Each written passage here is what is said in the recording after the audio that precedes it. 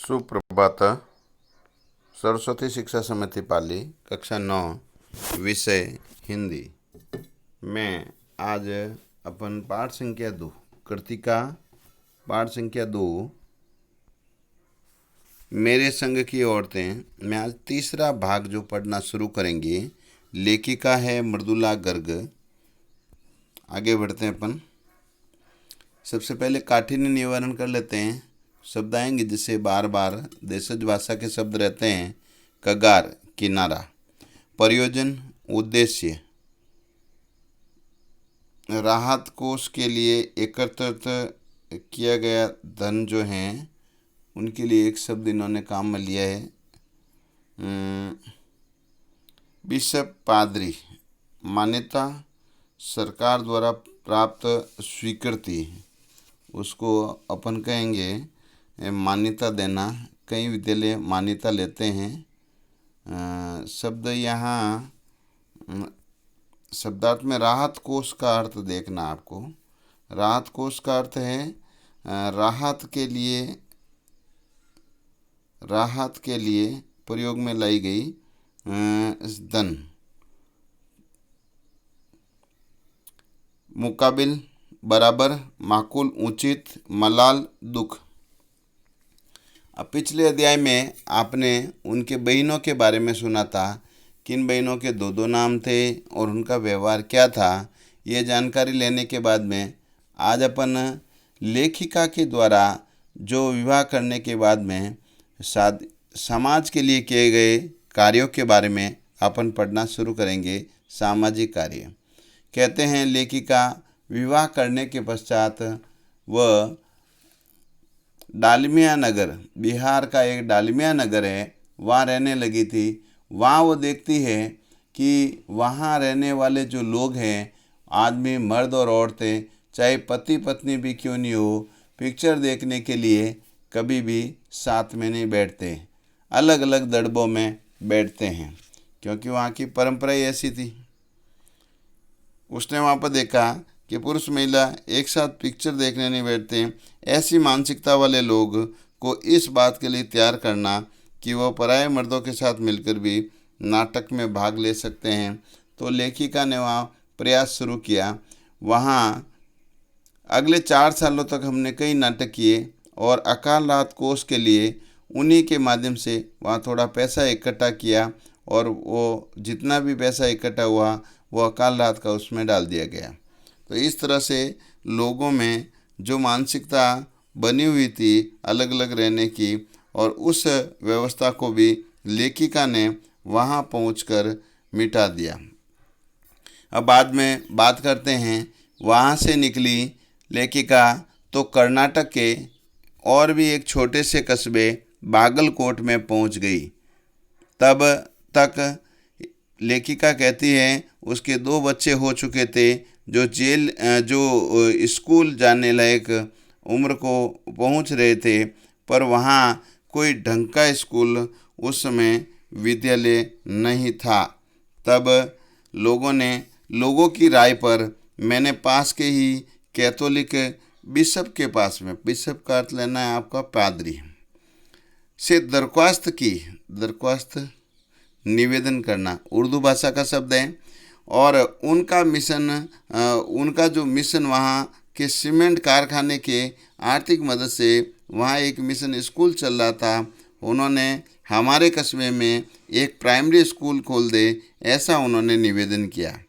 उन्होंने कहा कि चूँकि उस प्रदेश में क्रिश्चियन जनसंख्या कम थी, इसीलिए वह वहाँ स्कूल खोलने में असमर्थ हैं। मैंने गैर क्रिश्चियन इन बच्चों को भी शिक्षा पाने लायक सिद्ध करते हुए कहा कि इनको भी जो है शिक्षा प्राप्त करने का अधिकार है। कवियत्री कहती है ऐसा मैंने उनसे आग्रह किया। तब उन्होंने कहा कि हम कोशिश कर सकते हैं, बशर्ते आप हमें यकीन दिलाएं कि वह स्कूल अगले 100 वर्षों तक चलता रहेगा। लेखिका कहती है मुझे गुस्सा आ गया। मैंने कहा स्कूल की तो छोड़िए, किसी के बारे में ये भी यकीन नहीं दिलाया जा सकता कि वह अगले 100 वर्ष तक चलेगा या नहीं। इससे वो भी गुस्सा हो गए। बोले, खुदा का लाख शुक्र है, बच्चों को न पढ़ पाने की समस्या आपकी है, मेरी नहीं। बात कड़वी थी, पर 100% सच के आगे सिर झुकाने की और कड़वी थी, पर 100% सच बात यह है कि सच के आगे सिर झुकाने की हमारी बचपन की आदत है कि सच का हम हमेशा ध्यान रखते हैं। इसीलिए लेखिका कहती है, मैंने तय कर लिया कि मैं खुद अंग्रेजी, हिंदी, कन्नड़ 3 भाषाएं साथ में पढ़ाने वाला एक प्राइमरी स्कूल वहाँ खोलूँगी और कर्नाटक सरकार से उसे मान्यता भी दिलाऊंगी। वहाँ अनेक मेहनती और कुछ खिसके हुए लोगों की मदद से यह व्रत पूरा हुआ। मेरे बच्चे तथा अन्य अफसर के बच्चे भी उसी स्कूल में पढ़े और बाद में अलग अलग शहरों के अलग अलग ख्यात स्कूलों में दाखिला पा गए और आगे पढ़ाई करने लगे। तो यहाँ देखा, कुछ मेहनत करने वाले और कुछ खिसके हुए लोग। खिसके हुए का अर्थ लेना जो सन की एक ही प्रवृत्ति में लगे रहते हैं लगातार। तो लेखिका ने वहाँ स्कूल बना ही दिया। आगे बढ़ते हैं। ऐसे अनेक मौके आए जब मैंने अपने जिद्दीपन के नमूने पेश किए, पर सबसे ज़्यादा उसने जो मंच पाया था मेरे लेखन में।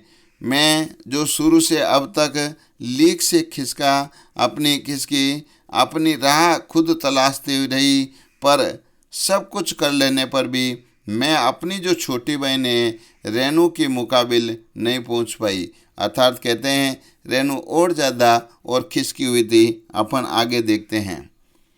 लेखिका की छोटी बहन रेनू। लेखिका स्वयं को अपनी छोटी बहन रेनू से कम आंकती है। लेखिका अपने जिद्दीपन से भी उसे कम आंकती है। एक बार की घटना को याद करते हुए रेनू के विषय में लिखा है कि वर्ष 1950 में दिल्ली में जो अंतिम दौर में एक दिन कहते हैं 9 इंच तक बारिश हुई। दिल्ली की खासियत ये रही है कि थोड़ा पानी बरसते ही वहाँ के नाले और नालों में जो बाढ़ आ जाती है। वहाँ जो क्षेत्र हैं, जो भी नाले परवाने जो भी रहते हैं, वो ज़बरदस्त बाढ़ के कारण वो एकदम अचानक नाले परवानों में बाढ़ आ जाती है।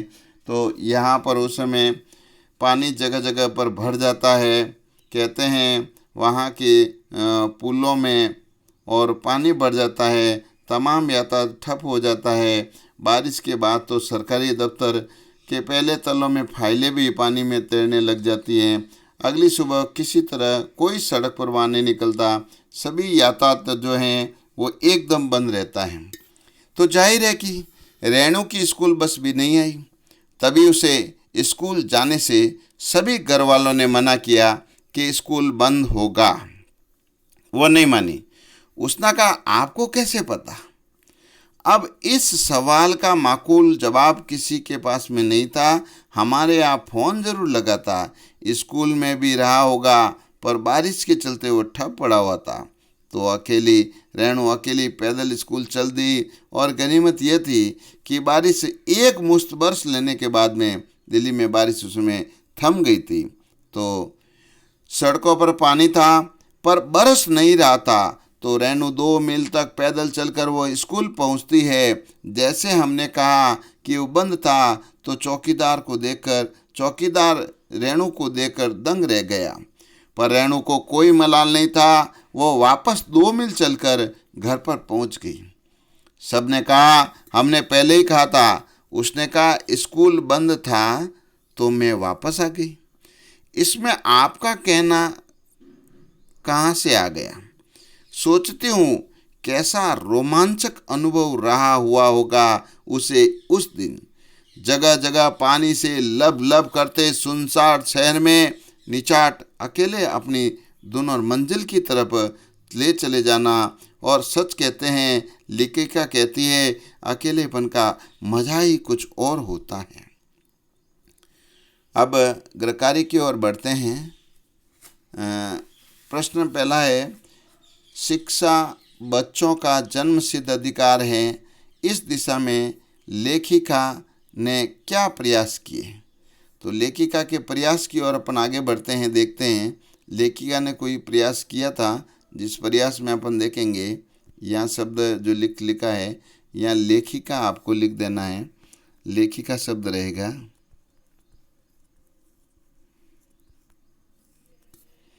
लेखिका ने कर्नाटक के बागलकोट में जब कोई ढंग का स्कूल वहाँ नहीं था तब उन्होंने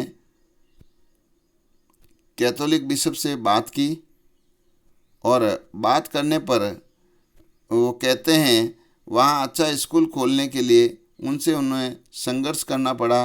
कई बात पे उनको बहस करनी पड़ी और बहस करने के बाद में विद्यालय खुलवाने के लिए जब वो कैथोलिक बिशप तैयार नहीं हुए तो उन्होंने कुछ लोगों का साथ लेकर वहाँ पर स्कूल खुलवाया और सरकार से, कर्नाटक सरकार से मान्यता भी दिलाई और उस स्कूल में बड़े बड़े सरकारी अफसर के बच्चे भी पढ़ते थे। दूसरा प्रश्न है, स्कूल खोलने के बारे में बिशप के विचारों को आपको लिखना है। तो बिशप ने कहा कि लेखिका से कहा कि वो वचन दे कि जो प्राइमरी स्कूल खोला जाएगा वो अगले 100 सालों तक बंद नहीं होगा। इस बात की गारंटी ली जावे तभी हम स्कूल खोलेंगे। और वैसे देखा जाए तो वो गैर क्रिश्चियन लोगों के लिए स्कूल खोलना ही नहीं चाहते थे। तो ये भी इनके विचार में अपन लिख सकते हैं। तब तक धन्यवाद।